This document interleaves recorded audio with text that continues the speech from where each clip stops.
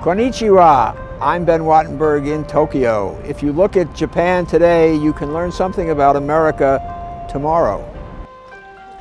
The Japanese population is among the most rapidly aging in the world. The percentage of the population over age 65 has soared and will continue to soar.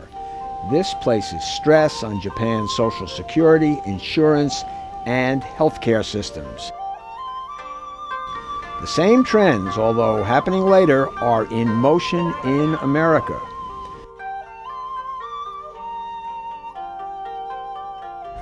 This week on Think Tank from Tokyo and Washington, the graying of Japan and what America can learn from it.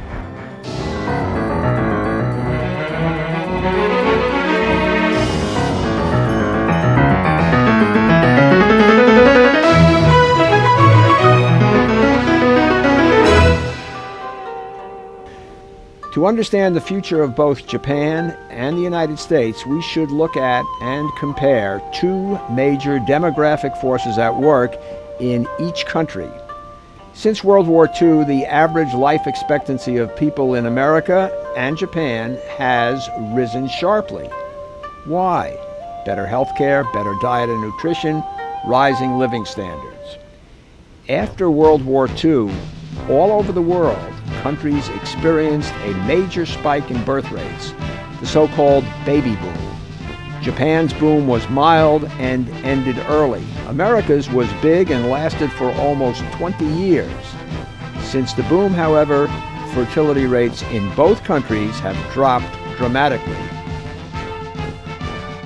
The aging problem is one of Japan's greatest problems, and in fact it's going to affect their economy much more than current exchange rates and trade surpluses. By the year 2025, there will be twice as many people over 65 in Japan as there will be children, people under 16, which makes it very lopsided and very difficult for the economy to sustain itself, basically. They won't have a workforce. It's going to have a dwindling workforce. So this is a problem that the Japanese are beginning to come to grips with. They're ahead of the game. They will basically be the guinea pig, the world's guinea pig, because although they may not have the largest proportion of old people now in the world, they will in a few years because they are aging more rapidly than any of the other industrial countries. As Japan grows older and confronts these problems early on, the nations of the world will be watching to see what happens. Japan has already begun to act. They are beginning to change their system, which has always been very rigid, not only in terms of immigration law, but in terms of just setting up pension schemes. They've been very strict with how pension funds can manage themselves. They used to set the rates at which pension funds had to pay out, and so this is beginning to change. They are lengthening delaying the age at which pensioners can start collecting their pensions from 60 to 65, and this will take place over a number of years. They also are beginning to do other things like thinking of how to bring the elderly back into the workforce, because if they don't have the workforce, their economy will just go to pot. Think Tank recently traveled to Tokyo to find out more about the graying of Japan. We spoke with Nahiro Ogawa, one of Japan's leading experts on demographics and the Japanese pension system. Hiro, what happened to birth rates in Japan after World War II? Well, right after World War II, the fertility was still high, but it went down by 50% in 10 years' time, like from between 1947 to 1957. 10 years' time, TFR went down by 50%. Which was the first experience in human history. In terms of total number of births, in 1947 we had a 2.7 million births, but it went down to 1.57 million births in 1957. And so after that, fertility was fairly stable, but they started going down again after oil crisis. So if you look back the Japanese fertility trend, in the post-war period, you see that sort of two steps, the baby boom, baby bust, and then fairly stable for a while, and then further decline in fertility. The sources of decline in fertility they varied considerably over time. In the first stage, first step, the massive decline in fertility, by 50% in 10 years' time. That one, it was due to the reduction of marital fertility. Married couple didn't want kids, so they reduced fertility by using contraceptives and so on and so forth. But after oil crisis, things are different. The demographic source of fertility reduction is a delayed timing of marriage. People were saying that, girls don't want to get married, just postponing. But they postponed so much, so they decided to remain single. So looks like we might have the new single era in years to come. Now, the way things are going now, I know demographic rates are very hard to predict in the future, but it's gone from here to here to here to here. Now, it's still going down. It's about 1.4. Do you think it's going to go lower? Very likely, yes. I think most of the demographers agree that we can't really think of any particular variables by which we can, by manipulating that particular variable, we can boost the, we can't, for instance, the women are getting higher education, getting better jobs, and urbanization is still going on. So we can't really think of any particular variable which would reverse the trend. And the full wave of feminism has not yet arrived to the extent that it has in America yet. Right. It just started. Right. And if they, go for their own autonomy, economic independence, so on and so forth, and then they don't want to get married.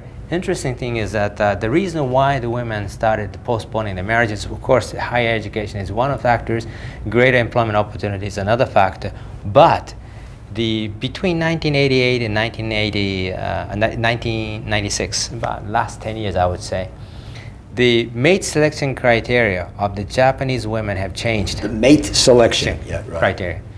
The first choice, most important factor is, of course, personality, what kind of guy, the personality this guy has. Second one is income, stability of income, rather than level of income. The third one is the co-residence. Is the what? Co-residence. Living, whether she has to live with the husband parents or not. Because it's because of low fertility. In this country, you'd be surprised that if you look at the proportions 60 and over, elder persons, and in the U.S., about 1% of the elderly, age 60 and over, are living in a three-generational household. Only 1%. England, 0.5%, 0.5%. Germany, 3.3%. But Japan, 32% of the elderly person at age 60 are 60 and over are living in a three-generational household. So the family organization is they don't want to. Most likely, if they get married, they have to live with the husband's parents, and but problem is because of low fertility. She's very likely to be the eldest daughter, and the husband is also likely to be the eldest the son, and the major determinants of co-residence is the birth order. Because of Confucian teaching, eldest son is supposed to take care of the parents. But if she has brother and sister, that's fine. But she could be the only daughter. Only child available in the family. Then she has to look after her own parents. Why is longevity in Japan the highest in the world? Now, that's a very difficult question. First of all, I have a distinguished professor here to give me an answer. Well, right. Well, first of all, since the early 1960s, we have a universal medical care services available in this country. That's one thing. The other factor would be dietary pattern. Obviously, Japanese food is less oily than the Western type of food. That's another factor. The third one is that Japanese people used to have a high incidence of stroke and brain hemorrhage and so on and so forth, particularly brain hemorrhage. One of the reasons for that was that the living housing condition was very bad. During the wintertime, it's cold. But in the last 10-15 years, our heating system got better. If you go to a Japanese house, if you just go to the toilet, you'll see that the toilet seat is warmed. And that's something, that's quite a recent development. I'm not saying that that's the factor contributing to the low and reduced fertility, mortality, but these are the things. I mean, small things. Also, that the Japanese people used to consume a lot of salt. That tend to cause the high incidence of stomach cancer, but they started diversifying their dietary pattern. They started eating cheese and milk and so on and so forth. And obviously, the stomach cancer is going down. Your bottom line on this pension situation is that it's severe, it's abrupt, but it is solvable if we change the definition of age of the elderly persons. Because but I mean, suppose I were to say, I don't want to say it sarcastically because it's a very good point, but suppose I say, oh, well, Hiro's got this wonderful way of dealing with the aging, he's not going to call him elderly anymore, and then that's the end of the problem. I mean, how do you respond to that? They still have a retirement life. I mean, although we shift the age from 65 to 73, I mean, no question about that, because the Japanese elderlies are getting healthier and healthier over time. So as long as they have an employment opportunity, in fact, the various survey shows the Japanese elderly person want to work, and then that's why these Japanese people, I mean, including myself, I guess, economic animals. I mean, just crazy about working, work. But the problem is this: the wage system is still age-graded type, so elderly person tend to get higher wages. So the company don't want to hire these people. And so in order to cope with that problem, we should have this ability-oriented wage scheme, which is I guess is coming, but will take a little more time. Japan's problem is this: by year 2007, Japanese population will be the oldest population in the entire world.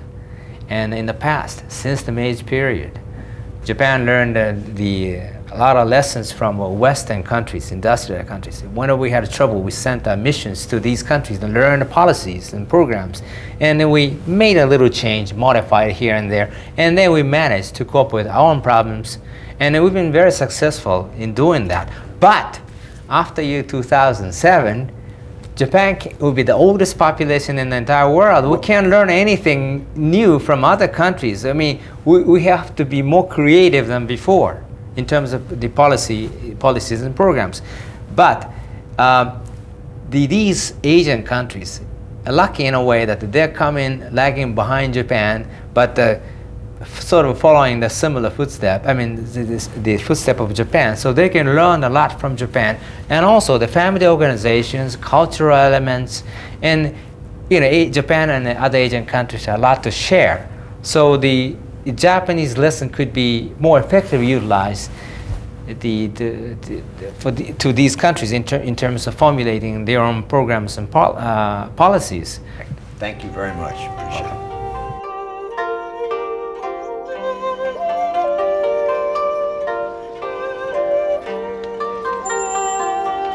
After research abroad, the think tank returned home to examine what the future might hold for the United States. Japan isn't the only place with a pension problem. We spoke with Robert Clark, a demographics and pension system expert from North Carolina State University. Why should an American be interested in what is going on in Japan in terms of their pension system and their demographics? Well, the population of Japan is aging very rapidly. If you go back to 1950, only about 5% of the population was over 65. It's now about 12%, about the same as the United States, but it's aging very rapidly. The pace of population aging in Japan is one cause of concern. And the population in Japan will have about 21 or 2% of the population over 65 in the first decade of the 21st century. The U.S. population will reach that same level, but it will lag it by 10 or 15 years. So one reason would be we are able to observe the aging of the population in Japan. How do they respond in changes in their Social Security system and in their pension systems? How are they changing their industrial relations system to accommodate the aging of the labor force and ultimately then the aging of the population at large? And the Japanese sort of accelerated trend of aging would be replicated not only by the United States but by most of the other industrial countries, but again with a decade or so lag. Is that right? That's correct, although the European countries are already older than the U.S. and Japan, and they are aging more rapidly than the U.S., and the ultimate population aging in most of the European countries will exceed that of the U.S. and be close to that of Japan.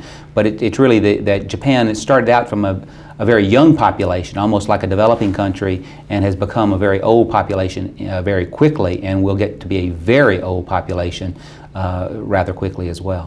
One of the perennial remedies suggested for the age crunch in any of these countries is immigration. And in fact, in the United States, where the average age of an immigrant, I guess, is about 27 or 28 years old, you do end up having sort of an instant adult in the system paying in for the aged people. Does that work culturally in Japan? Well, it certainly hasn't worked in the past, and at least from what I know, there's no indication that the Japanese would like to expand immigration as a way of having some dampening effect on the aging of their population. And if you look at what's happened in Europe, those are countries that had a lot of immigration in the past, and now they are concerned about the level of immigration, and many of those countries are reacting the other way, even though they are also aging rapidly. The Japanese, on the plus side of the ledger, as I understand it, have a much greater rate of savings, personal savings, than Americans do. Certainly has been true historically that the Japanese saved at a much higher rate. That may in part be due to some cohort effects. Certainly the Japanese that came out of war. You better tell us what cohort effects mean. A particular group of people born at a point in time. So those Japanese that went through World War II and its aftermath came out of that with not very much in the way of assets, low income, and certainly struggled through a very difficult time. Those people, the veterans of World War II, veterans not in the sense of fighting men, but the people that lived through World War II, certainly had that in their heritage, and they saved at much higher rates. Little evidence that savings rates are coming down among the younger Japanese, but certainly the higher savings rate would accommodate an aging population better than a lower savings rate. Now, what, in theory, have the Japanese done in recent years to sort of accommodate this rapid aging of the population, which tends to diminish the ability of the society to pay for the elderly? What accommodations have they made to this? Well, in the area of what we would call Social Security, their public pensions, they every 5 years have a review of their pension plan, and over the last 10 or 15 years they have reduced the benefit formula so that people going through the system would have a lower benefit in the future than they would in the past because of the higher projected cost of the system. Because of the aging of the population, right. With population aging, if you hold constant the benefit and obviously, and fund that benefit, have enough money to fund that benefit, the taxes have to go up. So all Social Security systems around the world, the U.S. included, obviously there's a great debate in the U.S. right now, look forward 25, 50, 75 years, and they make these projections of expected cost. In Japan, they've done the same thing. They've seen those higher costs and have begun to react to them. In the case of amendments that came out earlier in the 1980s, what they did was the lower benefits. And one of their round by how much did they lower benefits? Benefit formula used to be 1% times years of service times some average earnings. They lowered that to 0.75%. And then that's like a 25% cut, just in cash level.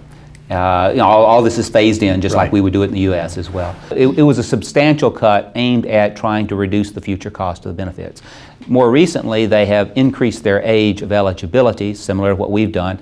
Although in the past they could get benefits at age 60, they've increased that to 65 for a component of their benefits. All of these have been aimed at reducing the rate of growth of future taxes to support the system.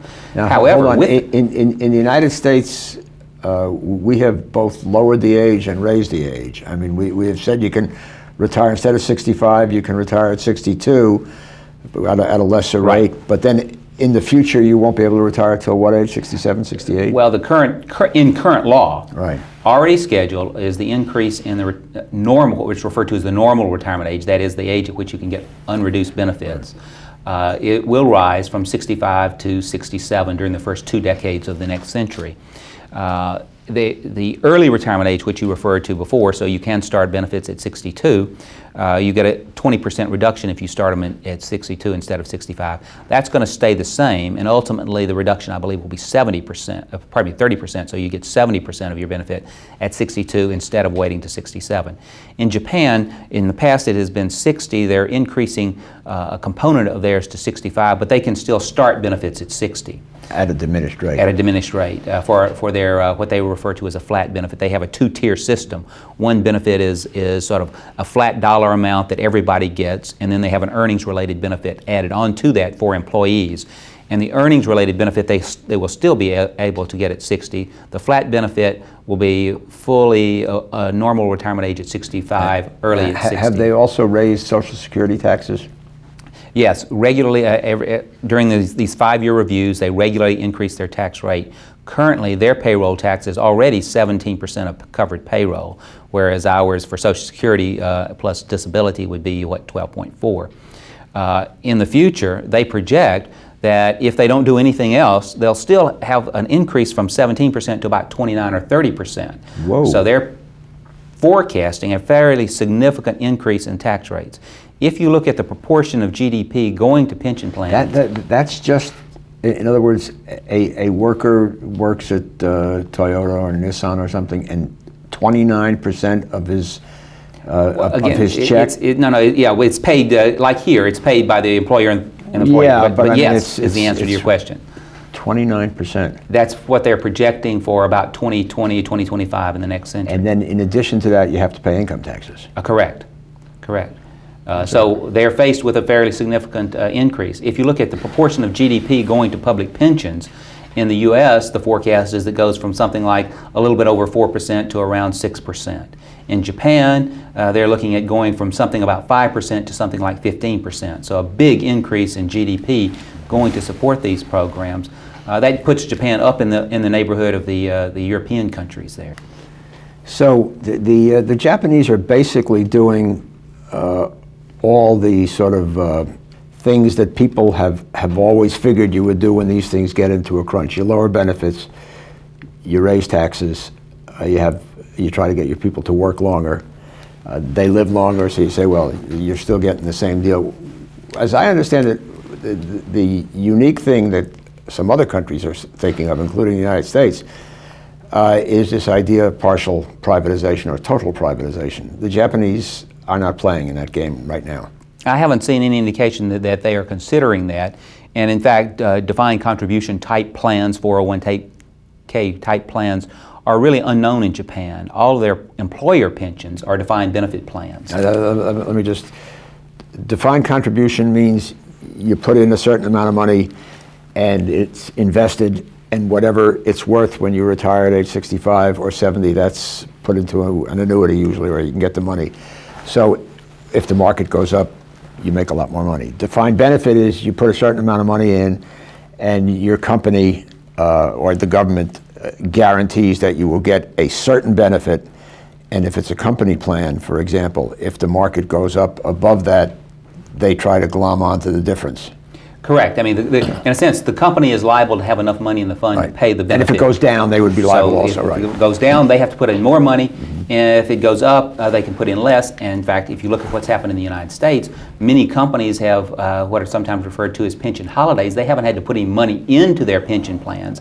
Even though the workers are getting the benefit that they're promised, the stock market increase has in a sense been self-funding. So that companies haven't had to have net new contributions. The same thing is true in Japan. I mean, they promise a benefit, and if their investments do well, then the company, in a sense, benefits. If they do poorly, the company has to pay more. Thank you very much for joining us, Bob Clark. Thank you. I've enjoyed it. You bet. We at Think Tank depend on your views to make our show better. Please send your questions and comments to New River Media, 1150 17th Street Northwest, Washington, D.C. 20036. Or email us at thinktank@pbs.org. To learn more about Think Tank, visit PBS online at www.pbs.org. And please let us know where you watch Think Tank.